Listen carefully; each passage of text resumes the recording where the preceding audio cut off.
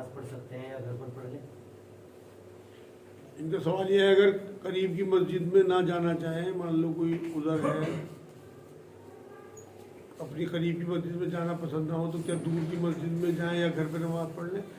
भाई वैसे तो सबसे ज़्यादा अपनी घर के करीब की मस्जिद पे ही आपका हक है, आप पे उसका हक है, इसलिए उसी में पढ़ना चाहिए। अगर आपको कोई शरई उधर है, मान लो वहाँ पैड़िए ज़्यादा है और आपको डॉक्टर ने जीना चढ़ने से मना किया है, तब तो आपको दूर की मस्जिद देखनी चाहिए, वरना आपको उसी मस्जिद में नमाज पढ़नी चाहिए। और अगर बहुत दूर हो दूसरी मस्जिद भी, तो आप घर पे नमाज पढ़ सकते हो। और मस्जिद में नमाज पढ़ना 26 गुना ज़्यादा सवाब है, वरना घर पे भी आप नमाज पढ़ सकते हो, नमाज अदा हो जाएगी आपकी, गुनाह से बच जाओगे नमाज छोड़ने। अगर किसी गैर मुस्लिम के नेक काम देख सुनकर उससे मोहब्बत पैदा हो तो क्या ये जायज़ है? इनका सवाल यह है कि किसी गैर मुस्लिम के नेक काम देखें, वो फलाई काम करता हो, उससे मोहब्बत पैदा हो तो क्या जायज़ है? बिल्कुल आपके दिल में अल्लाह रब्बुल इज़्ज़त ने आपको काबूल ही किया। अगर अच्छे काम देख के आपकी तबीयत किसी की तरफ माइल हो रही है और उसके दिल में अच्छा जज्बा आ रहा है, तो कोई हर्ज नहीं है बिल्कुल इसमें। बस मना जो किया गया वो क़ल्बी मोहब्बत से मना किया गया कि आप अपनी कौम, अपने दीन की जो राज हैं वो उन तक पहुँचा दें और वो उससे नुकसान पहुँचाएँ। लेकिन एक हदीस यहाँ सुन लें। एक बार नबी अकरम सल्लल्लाहु अलैहि वसल्लम से एक सहाबी ने पूछा, हुजूर क़यामत कब आएगी? हुजूर ने कहा, भाई तो क़यामत का पूछ रहा, तूने क्या तैयारी की? कहने, हुजूर और तो कुछ नहीं, बस मुझे अल्लाह उसके रसूल से मोहब्बत बहुत है। तब हुजूर सल्लल्लाहु अलैहि वसल्लम ने बात कही कि जिससे मोहब्बत होगी क़यामत में उसके साथ हो जाए। इसलिए क़ल्बी मोहब्बत जो है वो आपको अल्लाह उसके रसूल से होनी चाहिए, उसी की वजह से सबसे मोहब्बत है। क्या किसी बिदअती शख्स की गिबत कर सकते हैं? इनका सवाल यह है, किसी बिदअती जो होते हैं गुनाहगार, क्या उनकी गिबत कर सकते हैं? अगर उनका गुनाह ऐसा है कि वो मुआशरे को नुकसान पहुँचा सकता है, तो आपको बिल्कुल आगाह कर देना चाहिए। मान लो जैसे अभी वसीम बरेलवी का मामला था, इस तरह के तस्लीमा नसरीन जैसे लोग हैं, इन लोगों के बारे में बिल्कुल आप आगाह कर सकते हो उनके अपने रिश्तेदारों को कि भाई इसका अकीदा ख़राब हो रहा। मान लो उसकी बीवी है, बच्ची है, बच्चा है, वो बताए कि हमारा बाप ख़राब हो रहा, तो ये कोई ग़ीबत में नहीं आएगा। बिल्कुल आपको इजाज़त है कि उससे लोगों को आगाह करें, बाकी उसके ऐब ना उछालें। मान लो कोई उसमें अगर ऐब हो, क्योंकि ऐब की ज़रूरत नहीं है उछालने की, बल्कि उसका अकीदा ख़राब हो रहा, वो और लोगों में तबलीग करेगा, उनका अकीदा ख़राब करेगा, इसलिए आप इंशाअल्लाह उसकी आपको इजाज़त है कि आपको काम कर सकते हैं। अगर गवर्नमेंट की तरफ से कि पूरी की पूरी रकम की सब्सिडी के तौर पे मिल रही हो किसी स्कीम के तहत, तो क्या वो ली जा सकती है? इनका सवाल यह है कि क्या गवर्नमेंट की तरफ से कोई पूरी सब्सिडी के तौर पे रकम मिल रही ली जा सकती है? बिल्कुल ली जा सकती है, क्योंकि आपके टैक्सेस से ही इस तरह की पॉलिसीज़ बनती हैं। जिस मुल्क में आप रह रहे हैं उसकी गवर्नमेंट का पूरा फ़ायदा उठाना अल्लाह उसके रसूल की हद में रह के कोई हरज नहीं है बिल्कुल। अगर उसमें ब्याज का कोई भी ज़रा सा भी अंश बाकी नहीं है तो इसमें कोई दिक्कत नहीं। जैसे दाढ़ी के बारे में आता है कि कितनी होनी चाहिए, एक मुश्त होनी चाहिए, तो क्या ऐसे जो इमाम है अगर उससे कम हो तो उसमें नमाज हो जाएगी? इनका सवाल यह है कि दाढ़ी अगर जैसे हमारे इस खित्ते में है एक मुश्त दाढ़ी होनी चाहिए, क्या कम दाढ़ी वाले इमाम के पीछे नमाज हो जाएगी? बिल्कुल नमाज हो जाएगी भाई, क्योंकि वजह यह है कि ये इख्तलाफी मामला है। जिस खित्ते में हम रह रहे हैं यहाँ एक मुश्त दाढ़ी का है, इसी खित्ते में बहुत सारे लोग जैसे जमात इस्लामी के लोग हैं, वो ये कहते हैं कि दूर से नज़र आनी चाहिए कि दाढ़ी है, वो दाढ़ी कहलाएगी। तो उन लोगों के यहाँ नमाज़ें होती हैं, उनकी नमाज़ें होती भी हैं। आप जिस खित्ते में रह रहे हो उस खित्ते के हिसाब से आपको फॉलो करना चाहिए। मेरे नज़दीक दाढ़ी रखना बड़ी सुन्नतों में है, रखनी चाहिए। और एक मुश्त हुज़ूर सल्लल्लाहु अलैहि वसल्लम की दाढ़ी लंबी थी, ऐसी ही रखनी चाहिए, लेकिन इसका नमाज से या इमाम से कोई ताल्लुक़ नहीं है। या आपके अपने अक़ीदे और अपने मतलब जो आपको फ़ज़ाइल मिलेंगे उससे मुताल्लिक़ है। आप बिल्कुल नमाज़ पढ़ सकते हो कम दाढ़ी वाले के पीछे। अगर किसी ने फ्रॉड किया है पैसा लेकर के, तो क्या उस पर भी हम रकम माफ़ कर देनी चाहिए? इनका सवाल ये है कि क्या जिसने फ्रॉड किया हो आपसे पैसे लेके, क्या उसे ही माफ़ कर देनी चाहिए?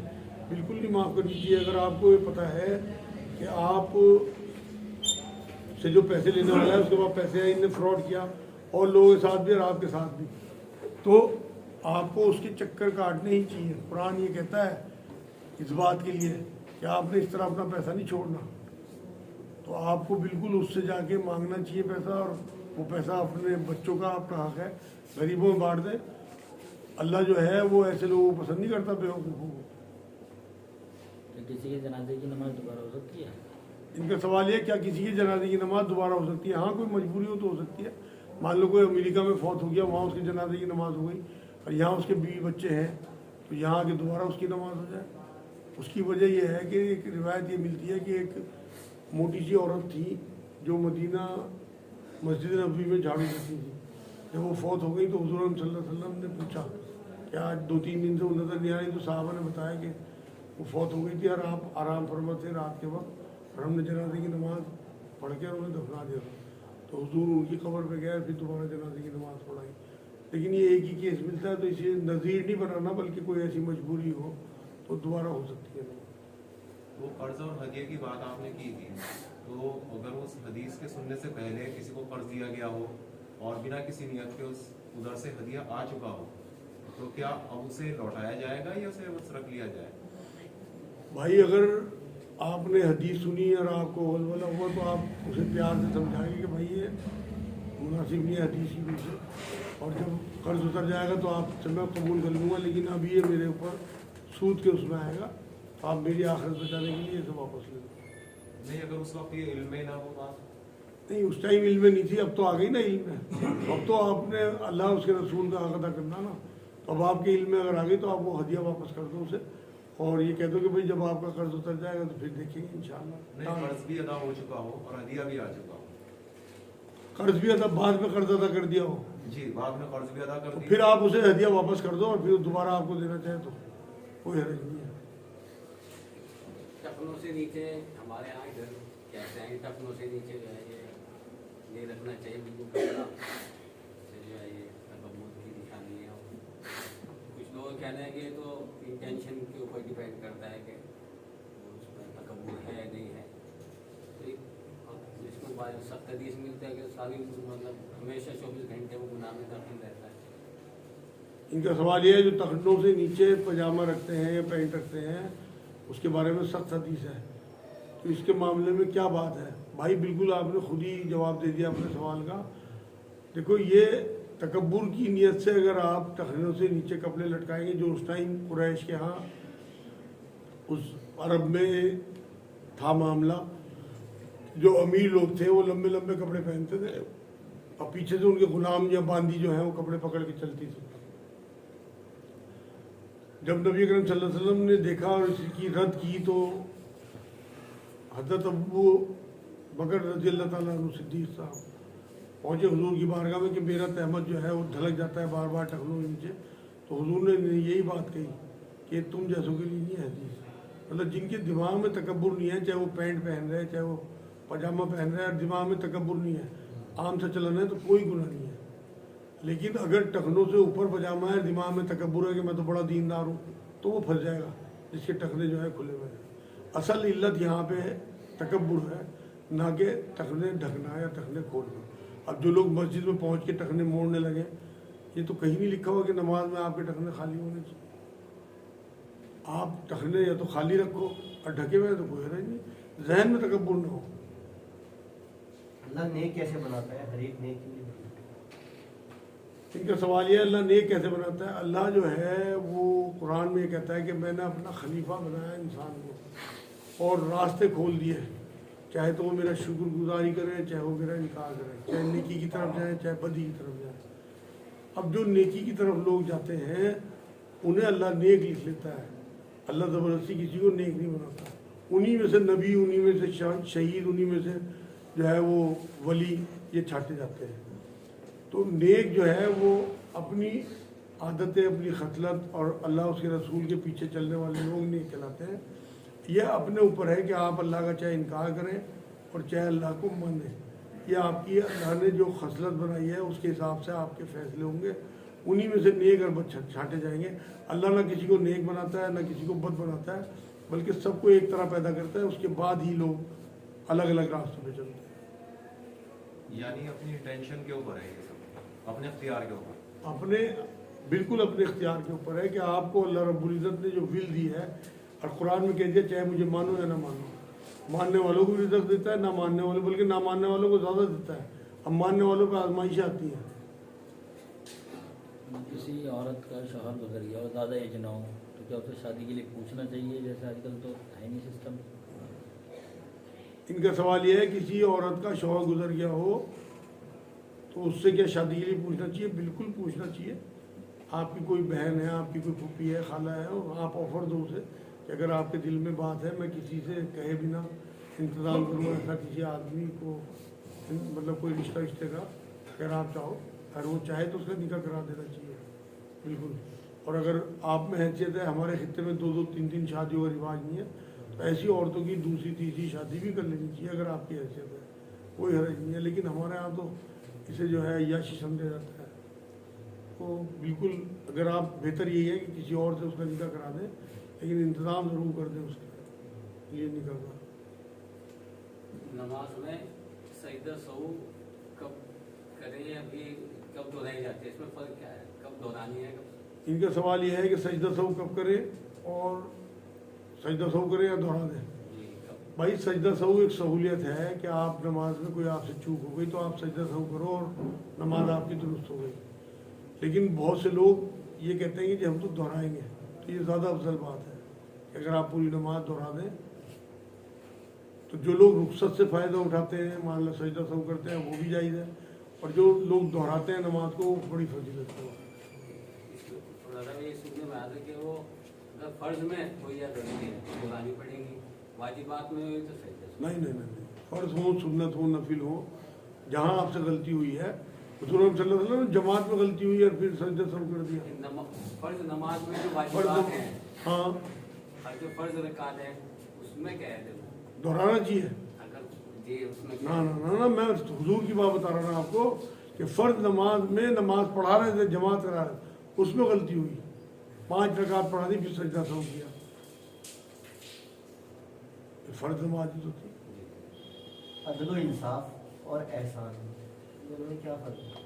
इनका सवाल है अदल इंसाफ और एहसान में क्या फ़र्क है? अदल इंसाफ वो है जो किसी का हक हो उतना आप उसे दे दें। एहसान ये है कि आप उसके हक से ज़्यादा बढ़ा के उसे, मान लो आपने किसी रिक्शा वाले से 10 रुपये तय किए और रिक्शे से उतर के आपको एहसास हुआ यार इसे फटे हुए कपड़े, बूढ़ा आदमी है, आपको तरस आया, आपने 20 दे दिए, ये एहसान है।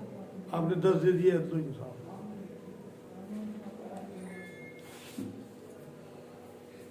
क्या हराम खाने वालों की इबादत कबूल होती है? इनका सवाल है क्या हराम खाने वालों की इबादत कबूल होती है? भाई इबादत तो उनकी जो फ़र्ज होते हैं वो तो पहुँच जाते हैं अल्लाह तक, इबादत भी कबूल होती है। मगर मसला ये है कि बहुत से जो गुनहगार होते हैं, अगर वो गुनाह की हालत में मरेंगे तो उनका हिसाब किताब तो ज़रूर होगा। लेकिन अगर उन्होंने मरने से पहले तौबा कर ली तो फिर उनके सब पिछले जो अमाल होंगे इंशाअल्लाह ताला वो सब काम आएंगे। इसलिए गुनहगार को भी अपने अमल छोड़ देनी चाहिए। क्या तौबा में कर्ज भी आ जाएगा? कर्ज का अलग मुताल, कर्ज का उससे कोई मुताल्लिक नहीं। कर्ज तो आपको उसी से माफ़ कराना पड़ेगा जिसका कर्ज हो। अगर अल्लाह का कर्ज है तो अल्लाह से माफ़ कराना पड़ेगा, और आप पे अगर बंदों का कर्ज है तो बंदों से माफ़ कराना पड़ेगा या उतारना पड़ेगा।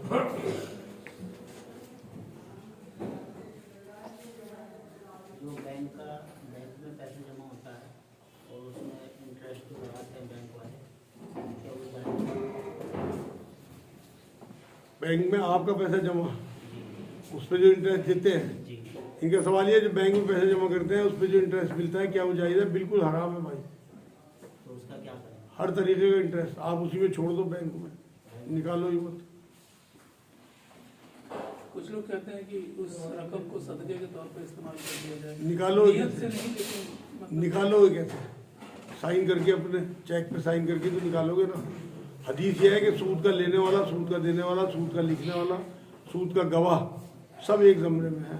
तो आपके साइन से पैसा निकला, आपके खाते में लिखा गया इनने सूद लिया, अब आप उसे सदका करो, फेंक दो, नाली में डाल दो, लिखा गया आपके नाम कि आपने सूद लिया। तो बैंक हमारे ऊपर चार्ज लगाता है, जो एक्स्ट्रा चार्ज लगता है, उसमें शामिल होगा या नहीं? वो तो सर्विस है उनकी। अगर आपने वहाँ बैंक में पैसा जमा कराया, آپ نے کرنٹ اکاؤنٹ میں، تو آپ نے جو ان سے سروس لی ہے، مینٹیننس انہوں نے آپ کے کھاتے ہی کی ہے، اس کا وہ چارج لیں گے، کوئی حرج نہیں ہے، بالکل دیں آپ کو، سود نہیں ہے، وہ تو بینک کی سروس ہے۔ یہ پورا مسلمان کس طرح بنتا ہے؟ ان کا سوال یہ ہے پورا مسلمان کیسے بنتا ہے؟ اللہ کی شریعت فالو کر کے، رسول اللہ صلی اللہ علیہ وسلم کے طریقے سے، جو قرآن میں اللہ رب العزت نے احکامات دیا ہے، پھر انہیں دیکھا جائے گا کہ ان احکام کو حضور نے کیسے پورا کیا، تب پورا مسلمان بنے گا۔ اپنی مرضی سے آپ نیکی کرتے رہو۔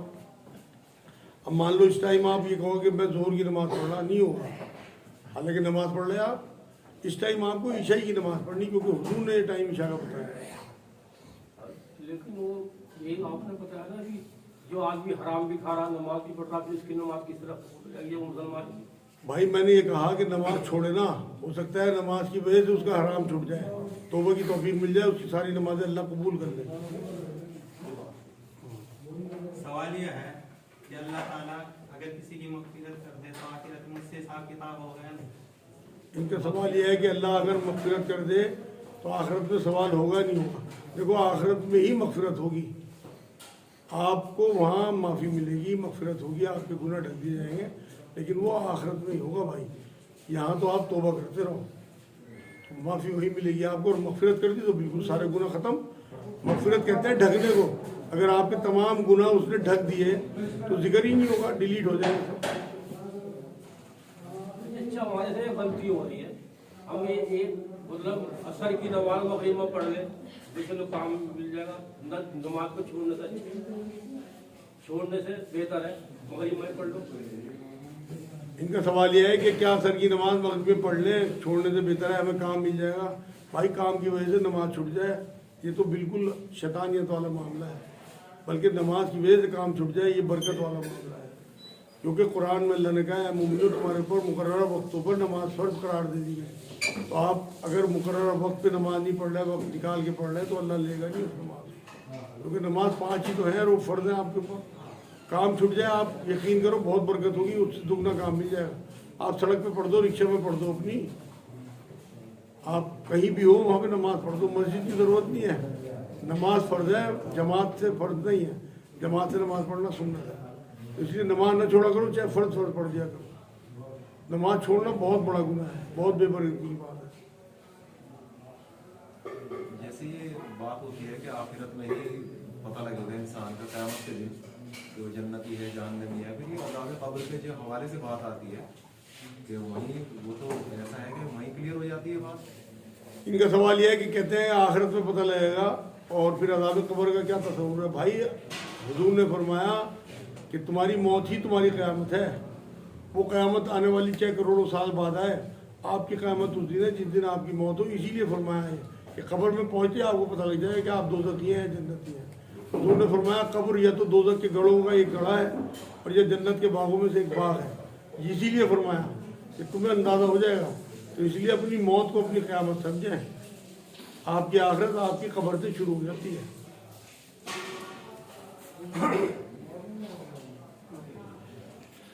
قیامت میں تو صرف آپ کو یہ کہنے کا موقع ملے گا کہ اللہ میں نے تو یہ کام نہیں کیا تھا مان لو، تو اللہ آپ کو ثبوت دے گا، جو آپ کی چپ یہ ریکارڈ کر رہے ہیں نا سارے، وہ آپ کو دکھا دیا جائے گا کہ بھائی یہ ہے تیرا گناہ دے۔ آپ اللہ پہ الزام نہیں لگا سکتے کہ اللہ تو نے مجھے ناجائز دوزخ میں ڈال دیا، اللہ وہاں وہ حساب کتاب ہوگا، وہاں پہ فیصلے تو سب کے قبر میں ہو جانے ہیں انشاءاللہ۔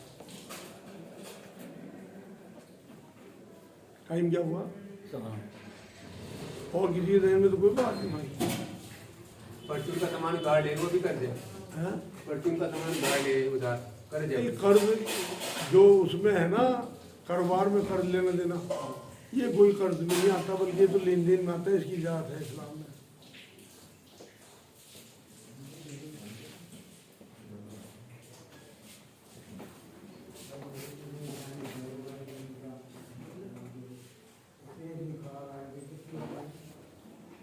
ابھی مجاز بھائی آپ کہہ رہے ہیں کہ گورنمنٹ کی جو پالیسی ہے اس کے اکارڈنگ ہم کچھ بھی لے سکتے ہیں بنا سبسڈی، لیکن ابھی حال فی الحال میں جو ہے A1 سے فتویٰ چلا کہ ای شرم کارڈ پر جو ہے رقم مل رہی ہے یہ حرام ہے۔ کہاں پہ کارڈ پہ؟ ای شرم کارڈ بن رہے ہیں، اس سے جو گورنمنٹ کی طرف سے جو 1000 یا 500 روپے آ رہے ہیں मतलब कोई इल्लत बताई होगी, कोई वजह बताई होगी उन्होंने क्यों हराम है। उसमें कोई वजह तो लिखी नहीं है, मैंने खुद पढ़ा तो है। ये तो वो तो उसमें पूरी, अगर उसमें कोई कंडीशन ऐसी है ना कि उन्होंने ये कहा हो कि भाई अगर ये आपने वक्त पे वापस ना करे या ये फला काम में ना लगाए, किसी हराम काम में ना, वो तो पूरी उसकी शरह पढ़ के उन लोगों ने फैसला दिया होगा। और वो उलमाए दीन है, सोच समझ के फैसला दिया हुआ, ऐसा नहीं है कि भाई अपनी तरफ से कुछ भी लिख दिया हुआ। तो वो तो पूरी कंडीशन उसकी देखी जाएगी। मैंने तो नाम भी पहली बार सुना, तो अगर वो मुझे आप दिखाओगे उसमें कंडीशन में देख के आपको बता दूंगा कि जायज़ है ना जायज़ है। नहीं, वो आज उसके पेपर में अमर उजाला में उसकी तफसील दे रखी है कि उसमें जो है ना इंश्योरेंस का भी आपको फायदा मिलता है। हाँ। और इंश्योरेंस के अंदर जो है वो जुए की रकम भी शामिल होती है, हाँ। जुए की और सूद की रकम। अब ये कंडीशन जो है बता रहा है वो तो हराम कर देगी। मैंने बताया ना, पूरा ड्रम पानी का भर दो, पाक पानी का, और उसमें एक बूंद पेशाब भी डाल दो, हराम हो गया वो। मैं उस कंडीशन को नहीं देख पाया था। नहीं, वो अखबार में है, अमर उजाला में पूरी डिटेल है उसमें कि किस वजह से है वो फतवा। चलो जी, आज के लिए इंशाल्लाह इतना ही। बाकी अगले हफ्ते नमाज 8 ही बजे रखें। वो माला अस्सलाम वालेकुम।